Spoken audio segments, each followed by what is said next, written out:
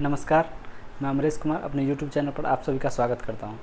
चलिए, इससे पहले हम लोगों ने देखा था 1857 की क्रांति और उसी को आगे बढ़ाते हुए देखते हैं कि 1857 की क्रांति में यदि देखा जाए तो ये जो अभी हम लोग पढ़ेंगे इतना सबसे ज़्यादा महत्वपूर्ण है और इतना ही देखा जाए तो सफिशिएंट है एग्ज़ाम के लिए।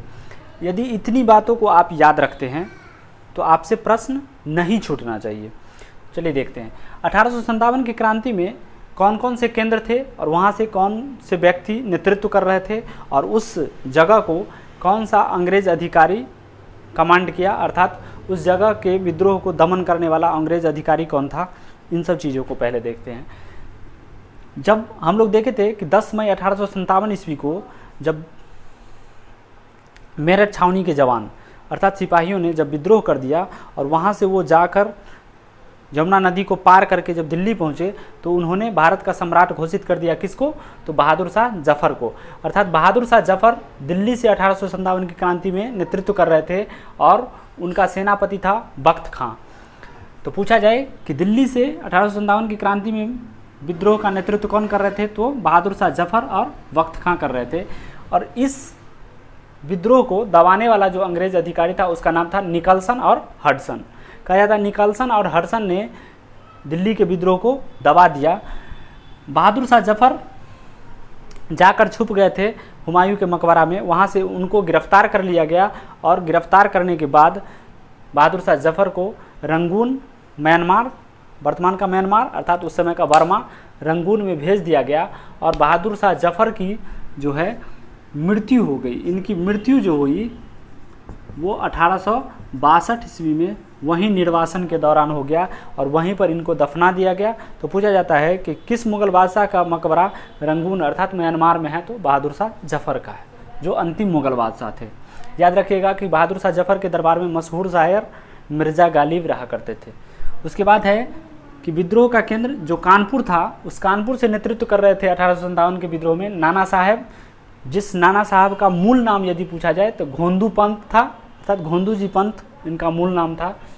और कानपुर से भी नेतृत्व कर रहे थे तात्या टोपे, जिनका मूल नाम रामचंद्र पांडुरंग था। कहा जाता है ये जो तात्या टोपे है ये कालपी के, उत्तर प्रदेश के कालपी के रहने वाले थे और ये कानपुर का नेतृत्व तो नाना साहब और तात्या टोपे कर रहे थे। और इस विद्रोह को जो दबाने वाला अंग्रेज अधिकारी था उनका नाम था कैंपबेल। कहा जाता है कि नाना साहब और बेगम हजरत महल ये दोनों भाग करके चले गए थे कहाँ, तो नेपाल चले गए थे।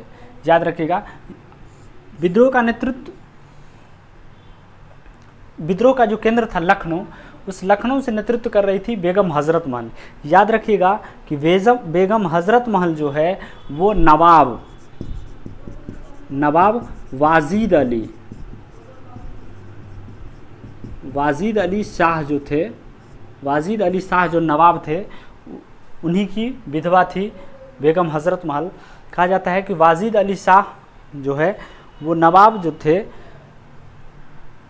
उनकी मृत्यु के बाद बेगम हजरत महल नेतृत्व संभाली कहाँ, तो लखनऊ का।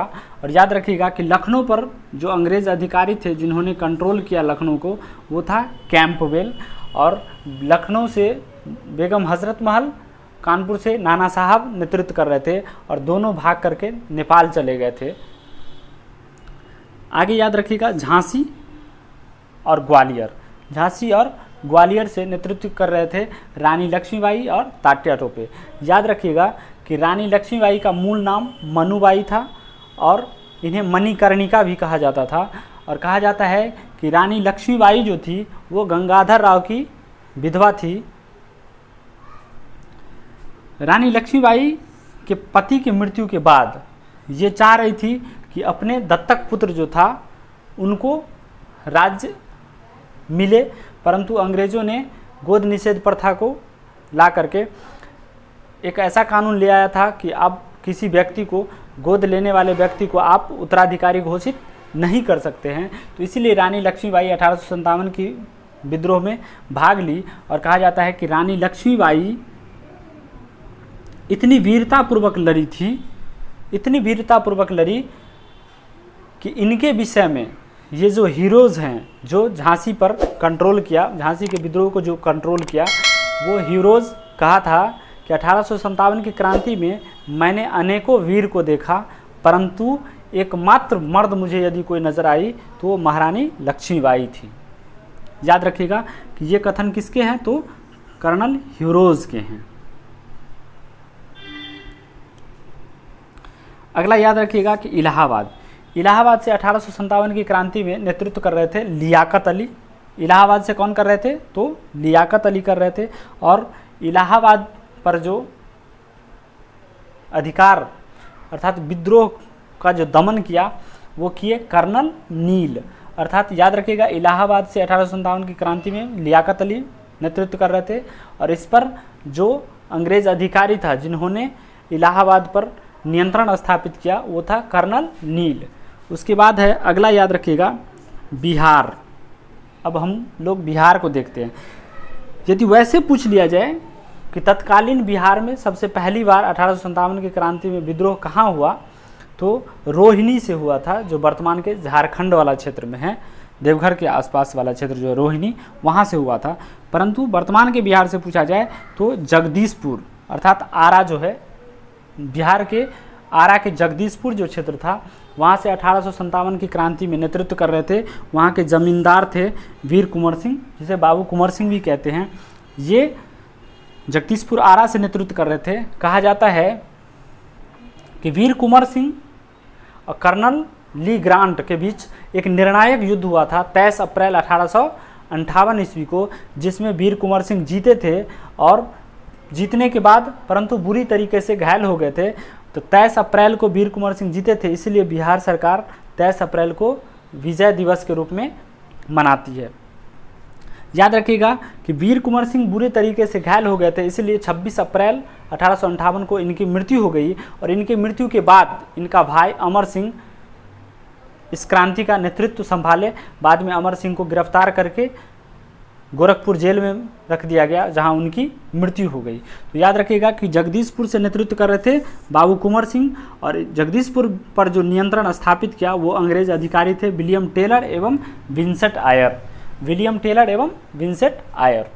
आगे है बरेली, उत्तर प्रदेश के बरेली से जो 1857 की क्रांति में विद्रोह का नेतृत्व कर रहे थे वो थे खान बहादुर खान। बरेली से नेतृत्व कर रहे थे खान बहादुर खान।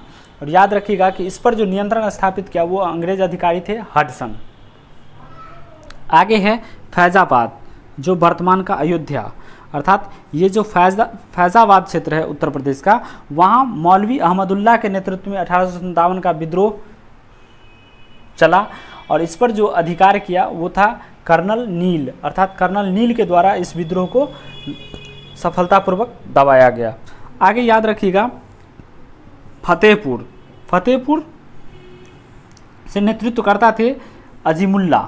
फतेहपुर से नेतृत्वकर्ता कौन थे? अजीमुल्ला थे। और कहा जाता है कि ये अजीमुल्ला जो फतेहपुर से नेतृत्व कर रहे थे उस पर जो नियंत्रण स्थापित किया अंततः वो अंग्रेज अधिकारी थे जनरल रेनार्ड। आगे याद रखिएगा कि असम 1857 के विद्रोह में असम से जो नेतृत्व कर रहे थे उनका नाम था मनीराम दत्त, और यह किसी के द्वारा नियंत्रण नहीं किया गया इस पर, यह स्वतः ही यह विद्रोह कुछ दिनों के बाद दब गया। तो इसमें यदि पूछा जाए कि सबसे ज़्यादा इम्पोर्टेंट कौन सा है तो याद रखिएगा दिल्ली, कानपुर, लखनऊ, झांसी, ठीक है, और जगदीशपुर। इतना को यदि आप याद रखते हैं तो आपका काम चल जाएगा। यदि इसमें भी कम पढ़ना चाहते हैं तो इतना, अर्थात दिल्ली, कानपुर, लखनऊ, झांसी, जगदीशपुर, इतना के बारे में याद रहना चाहिए कि यहाँ से कौन कौन लोग नेतृत्व किए थे और इस पर किसने अधिकार किया, अर्थात किसने इस आंदोलन को कंट्रोल में लिया था। चलिए आगे देखते हैं कि 1857 की क्रांति से जो कुछ महत्वपूर्ण बिंदु हैं जहाँ से प्रश्न पूछे जाते हैं उन सब चीज़ों को देखते हैं। जब 1857 की क्रांति हुई उस समय में ब्रिटिश ईस्ट इंडिया कंपनी अर्थात ईस्ट इंडिया कंपनी का शासन भारत में चल रहा था, और कहा जाता है कि ब्रिटिश ईस्ट इंडिया कंपनी के कुछ अधिकारियों की गलती की वजह से ये 1857 की क्रांति का विद्रोह हुआ। अर्थात भारत में जो ये विद्रोह हुआ इसकी बहुत ज़्यादा भर्त्सना हुई। कहाँ? तो ब्रिटेन के संसद में। ब्रिटेन के संसद में इस विषय पर बाद में जाकर के गहन मंथन किया गया और गहन मंथन के बाद यह निर्णय लिया गया कि अब ब्रिटिश ईस्ट इंडिया कंपनी का शासन समाप्त कर दिया जाएगा। और ब्रिटिश ईस्ट इंडिया कंपनी का शासन समाप्त कर दिया गया और डायरेक्ट शासन अब ब्रिटेन की महारानी के हाथ में चला गया। तो यहाँ देखिएगा कि 1857 की क्रांति के बाद पूछता है, 1857 की क्रांति के बाद भारत का शासन व्यवस्था किसके हाथ में चला गया? तो ब्रिटेन के संसद के हाथ में, अर्थात ब्रिटेन के संसद के हाथ में, अर्थात ब्रिटेन की महारानी के हाथ में चला गया। महारानी विक्टोरिया उस समय में वहाँ की महारानी थी और उनके द्वारा एक घोषणा पत्र भेजा गया। वो घोषणा पत्र जब भारत पहुँचा तो उस घोषणा पत्र को इलाहाबाद में लॉर्ड कैनिंग के द्वारा पढ़ा गया और कहा जाता है कि लॉर्ड कैनिंग के द्वारा जो घोषणा पत्र इलाहाबाद में पढ़ा गया, उसी घोषणा पत्र में इस बात का उल्लेख था कि अब भारत में ब्रिटिश ईस्ट इंडिया कंपनी का शासन नहीं होगा, ये शासन होगा तो ब्रिटेन की महारानी का होगा, अर्थात क्राउन का शासन होगा। चलिए आगे याद रखिएगा कि 1858 का भारत शासन अधिनियम आया। पूछा जाता है कि 1857 ईस्वी की क्रांति के बाद किस अधिनियम के तहत भारत का शासन व्यवस्था ब्रिटिश ईस्ट इंडिया कंपनी से हस्तांतरित होकर के ब्रिटेन की महारानी के पास चला गया? तो 1857 के क्रांति के बाद 1858 का भारत शासन अधिनियम के तहत ब्रिटिश ईस्ट इंडिया कंपनी का शासन अब क्राउन के हाथों में चला गया, अर्थात भारत में अब शासन डायरेक्ट महारानी का था। उसके बाद याद रखिएगा कि इस 1857 के विद्रोह के बाद एक आयोग गठित किया गया जिसका नाम था पील आयोग।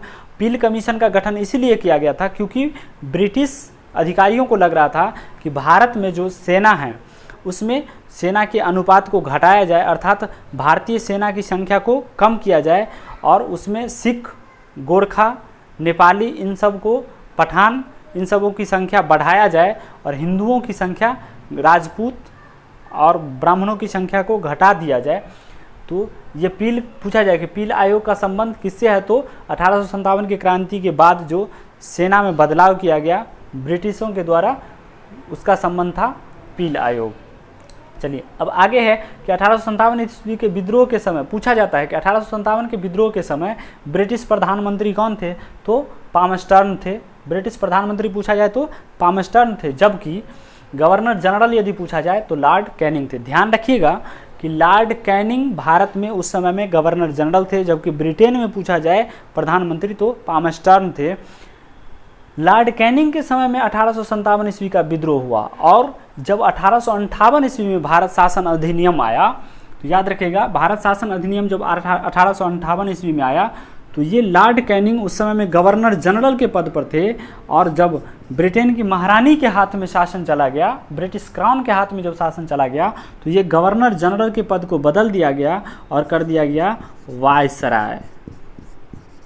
याद रखिएगा वायसराय का पद सृजित किया गया और वायसराय जो पहला बार बना वो था लॉर्ड कैनिंग। याद रखिएगा पूछा जाता है कि भारत का प्रथम वायसराय तो लॉर्ड कैनिंग।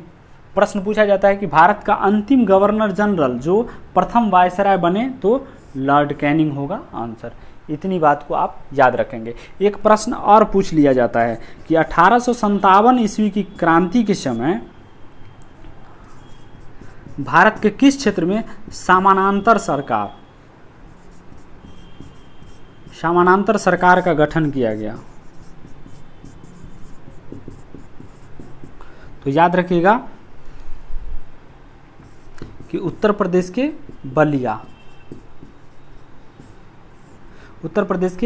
बलिया में चित्तू पांडे के नेतृत्व में चित्तू पांडे के नेतृत्व में उत्तर प्रदेश के बलिया में समानांतर सरकार का गठन किया गया। पूछा गया क्वेश्चन है कि पैरेलल गवर्नमेंट कहाँ निर्मित किया गया था 1857 की क्रांति के समय में? तो चित्तू पांडे के नेतृत्व में किया गया था। कहाँ? बलिया में। इतनी बात को यदि आप याद रखते हैं तो मुझे लगता है कि आपको इससे क्वेश्चन नहीं छूटना चाहिए। तो चलिए फिर किसी नेक्स्ट वीडियो के साथ मिलेंगे, तब तक के लिए धन्यवाद। आपको यदि ये चीज़ें समझ में आई हैं, आपको यदि वीडियो अच्छा लगा है तो आप शेयर कीजिए, सब्सक्राइब कीजिए और अपने दोस्तों को भी वीडियो देखने के लिए और शेयर करने के लिए प्रोत्साहित कीजिए। तब तक के लिए धन्यवाद।